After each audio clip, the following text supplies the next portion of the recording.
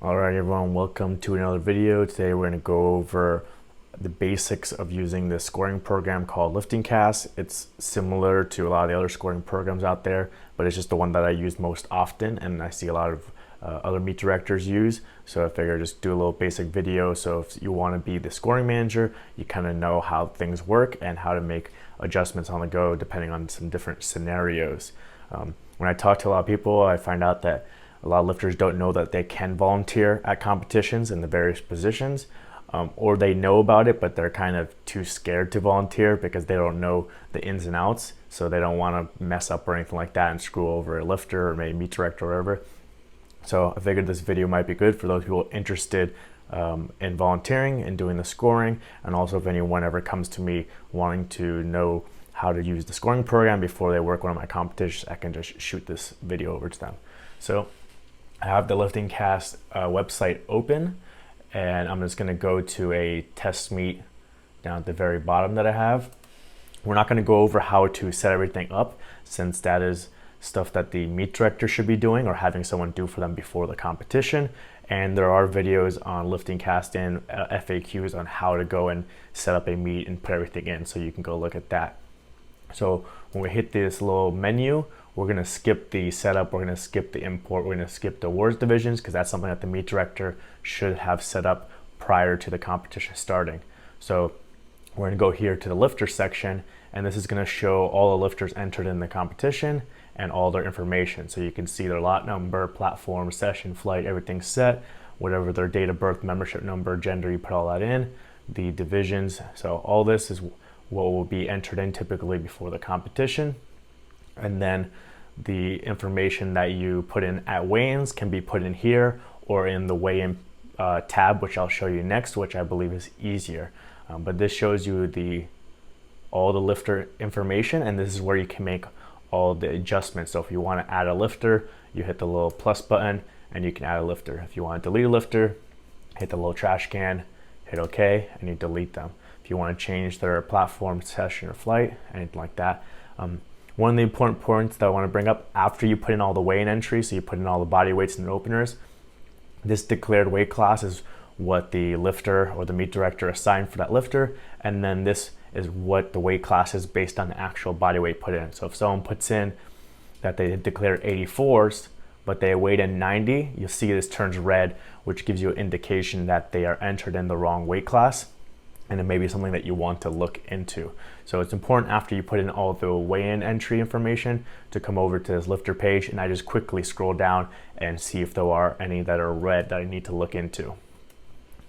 So we'll go to the next tab, which here is weigh-in entry, which is a new feature Mike Sampson, who runs LiftingCast, put in there. He's always putting in new features, and I think this is easier to do all the data entry because we're not making adjustments here on adding lifters or deleting lifters or changing their platform or anything. We're just focusing on entering the information at weigh-ins. So this is an easier way to just focus on that stuff. You got body weight, squat rack height, bench rack height, and then squat, bench, and deadlift opener. So that's all you need to be focusing on here. And you can sort this however you want. So you can sort it by name, you can sort it by lot number, you can sort it by session if you don't want to look at the afternoon session, whichever way is easier for you and how you have the card sorted to start entering everything in. So I usually end up doing it by session or flight, and then I just look at the card, look for the name, enter their body weight, and then their openers. A lot of times I'll leave the rack heights separate because sometimes I'll have a separate rack height sheet. So here I'm just focused on what they weighed in at and what their openers were for the weigh-in, and then I'll do the rack heights off the rack height sheet afterwards. So I'll come back a second time, and a lot of times I'll sort by their name, alphabetically by first name on here and on the rack height sheet. So then on the rack height sheet I can just go through all the A's, B's, C's, and everything like that, and just put in all the squat rack heights and bench rack heights afterwards. But if you want to do it all at one time, you can do that. So next we'll go all the way down here. It'll split it into the platform, and there's different views. So there's a run view, a board view, and a display view. That way, if the meet director has different displays, they can show a display for the spotters and loaders, they can show a display for the warm-up room for the coaches and lifters, and then you have your display, which is run, for actually running the competition. And this is what it would look like. I already have some good lifts and no lifts entered in. So you can kind of just see the good lifts are in green, the no lifts are in red. And then if you go over here, these are some numbers that have been entered in, but they have not come up yet as an attempt. And then here's your basic menu. You have a thumbs up, a thumbs down, a button to run the clock, and a button to reset the clock. If you're using some system like Scott Dobbins' DRL system, then you don't need to run the clock for the attempts. That's run through the referees. But if for some reason they're using a system where the scoring manager is going to run the clock, then you can run this. And then you'll see here in the top left, your clock is running. And then you hit the reset and it'll reset it. You can also run your breaks through here. So if there is a 10-minute break, you can go down to 10 minutes and then run the clock and it'll run it. And you have the same buttons here, so you can run your clock up here as well. You can also change the weight if for some reason you have a youth lifter and you're using a different weight bar. If you have a 15 kilo bar, you can always change that and it'll change the loading for the spotters and loaders. And then, as you know, in powerlifting, it's majority rules. So what you would do is you look at the referee lights. If you see 2 white lights or 3 white lights, you hit the thumbs up. If you see 2 red lights or 3 red lights, hit the thumbs down. And it'll automatically go to the next lifter for you. So here I hit thumbs up. It automatically goes to the next lifter. You don't need to change anything. That also happens between the rounds. So between bench 1, 2, and 3, it automatically goes into bench 2, automatically goes into bench 3, and automatically goes into the next event. So it automatically go into deadlift. So if I hit here good lift and here good lift, it automatically goes into deadlift. So there's no more like other systems where you have to change between bench 2 and bench 3, or switch between bench 3 and deadlift 1, or switch between flight A and flight B. This automatically goes through the chronological order of a powerlifting competition for you. You also see these little 3 dots here. So it's going to give you some more options. So some of the options I like, if someone tells you they're going for a record attempt, then you can mark it here. And that way on the display board, it's going to show that for the announcer and for everyone else. So if I go to the display board real quick, here it'll say world record attempt in red. So if the audience sees the screen, they can see it, the jury can see it, and the announcer, if you have Gino there, he'll see world record attempt, and then he can hype up the lift. So that's a good way to mark everything. We'll go back to the run, and you can always take it off if it was a mistake or something like that. You also have these options: mark as good attempt, mark as bad attempt, in case you made a mistake or in case the jury overturns it. So let's say you made a mistake on this 3rd bench, so you click 3 dots for that 3rd bench, and then you can do mark as bad attempt and switch it. Or let's say it was a bad attempt and then the coach goes to the jury and they get the call overturned into a relift. So you can either get it overturned and change it to a good lift, or if you want a relift, then you can hit clear result and it'll clear it out. And then you hit it again and you do set as current attempt and you bring that lift back up. And then now that lifter can re-attempt it if they are next. You can also move them to the end if there were other attempts. Right here, move to end of round. So if they're taking the relift at the end of the round, then the other lifts would go and this would go to the end. And you'll see this little asterisk here as well marked to denote that change. So these are the basic options. Most of the time, when you're scoring at a local competition, you're focusing on good lift, no lift, and then you're just going through that way. And then you have your little clock right here for the coach or lifter to give the next attempt in. So then you just wait until you're given the next attempt, or if you have your expediter who gets the attempt, they'll get the attempt to write it down and tell you it, and then you just enter it in there and click off, and automatically updates in the system, and everyone can see that next attempt in there. And like I said, you can also mark all this stuff ahead of time. So if they had just told you, hey, that's a state record attempt, you can mark it now so that when it comes to it, it will show that.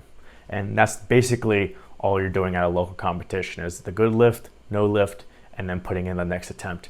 Every once in a while, you'll have those issues where maybe you marked it wrong or there's a relift. So you focus on the little 3 dots to bring down this menu, and you can mark it as a bad attempt, or you can clear it and give the relift. And then every once in a while, you might go into a competition where you have to run the clock for each attempt, which you can use those buttons, or maybe you're just running the break and you can just focus on between each discipline, you'll just run the clock for the break. And that is pretty much it.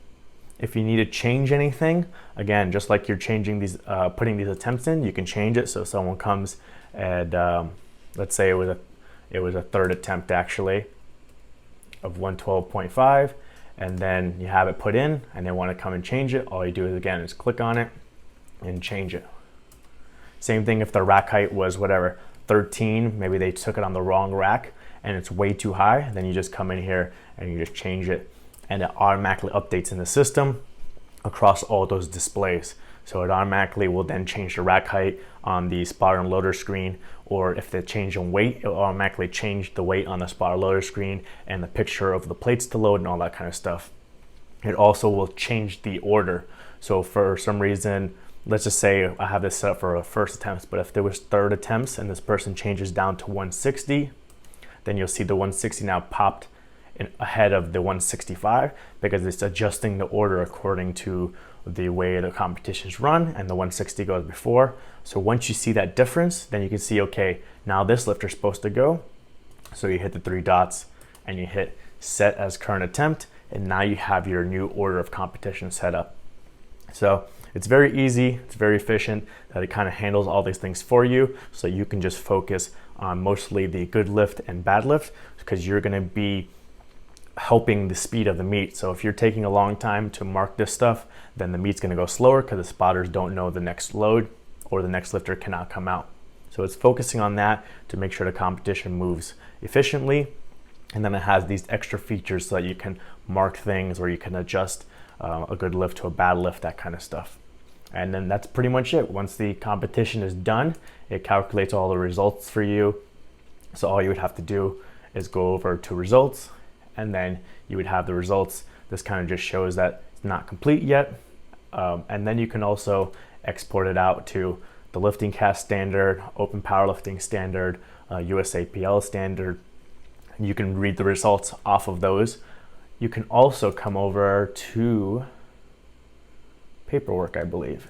Come over to paperwork, you have all the check-in, weigh-ins, cards, everything. And then the last one, award results. So then you can come to the award results. You can pick whether you want to show top 3, top 5, and then it'll do the breakdown of each division and then who the winners are. So as the scoring manager, if you're also in charge of the results, there are a few different locations you can go to pull up the results. This will just show you, if you say you're only giving out medals for top 3 and you only want to focus on those names, then here you can come and set it to top 3. It'll show all the divisions, and then the announcer can read off everything.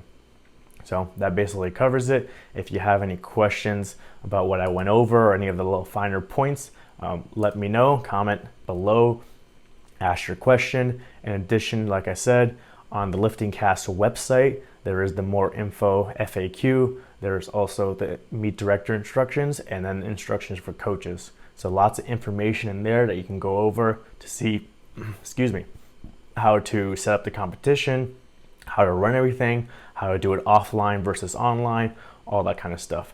So lots of information in there if you have any more questions. And whatever topics you would like for me to talk about next, let me know below. I know a lot of you are DMing me or messaging me privately saying you like the videos that I'm putting out. So I'm trying to put out as much information I can on different topics I think people will be interested in. But don't be afraid, comment below. Let me know what you want to see next. All right, see ya.